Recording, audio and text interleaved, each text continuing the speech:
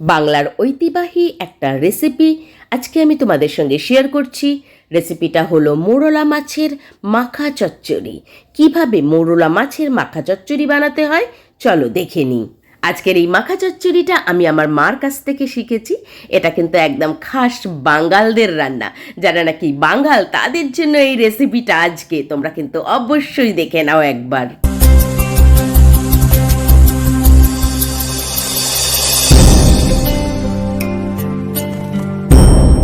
মোরলা মাছের মাখা চচ্চড়ির জন্য আমরা এখানে মোরলা মাছ নিয়ে নিয়েছি 250 গ্রাম।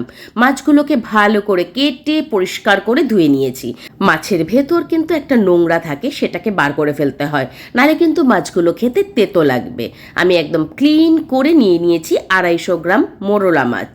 এবার আমরা একটা কড়াই নিয়ে নেব আর তার মধ্যে অ্যাড করে দেব বড় সাইজের একটা বেগুন, একদম সরু সরু করে কাটা, আর দিয়ে দিচ্ছি ছোট সাইজের 4টে পেঁয়াজ।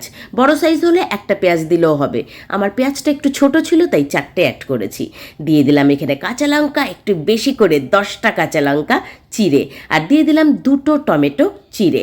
10 কোয়া রসুন আমি ভালো করে থেতো করে নিয়েছি, সেটা কিন্তু অ্যাড করে দিলাম। এবার আমরা অ্যাড করে দেব একে একে স্পাইসেসগুলো। দিয়ে দিলাম নুন 1.5 চা চামচের মতন, দিচ্ছি লঙ্কার গুঁড়ো 1.5 চা চামচের মতন, আমার চামচটা ছোট তাই 1.5 চা চামচ, জিরের গুঁড়ো ধনের গুঁড়ো 2 চা চামচ, আর দিয়ে দিলাম হলুদ গুঁড়ো 1 চা চামচ। এবার আমরা কিন্তু দিয়ে দেব সর্ষের তেল, বড় হাতার 2 হাতা, যদি লাগে পরে আমরা আবার অ্যাড করব। এই মোরলা মাছের মাখা চচ্চড়িটা কিন্তু আমরা হাতের সাহায্যেই মাখবো, সুন্দর করে হাত দিয়ে মাখতে হয়। আর এই চচ্চড়িটা খেতে কিন্তু দারুণ লাগে, দারুণ। তোমরা একদম আমার মতন করে ট্রাই করো। সব ইনগ্রেডিয়েন্টসই কিন্তু আমি একটু সরু সরু করে কেটে নিয়েছি, তোমরা চাইলে অন্য রকমও কাটতে পারো, আমি একটু সরু করে লম্বা লম্বা করে কেটে নিয়েছি। এবার সব ইনগ্রেডিয়েন্টসকে হাতের সাহায্যে দেখো সুন্দর করে মেখে নিলাম। এবার কিন্তু অ্যাড করে দিলাম আমরা মোরলা মাছটা।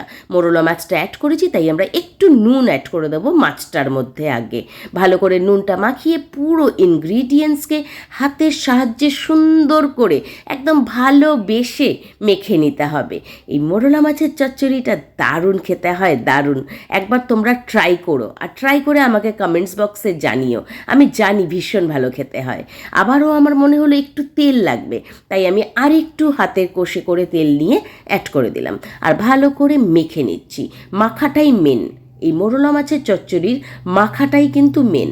এবার আমরা সামান্য একটু হাতের কষে করে সামান্য একটু জল অ্যাড করে দেবো, একদমই সামান্য, দেখতেই পাচ্ছ 2বার হাতে কষে করে একটু জল অ্যাড করে দিলাম।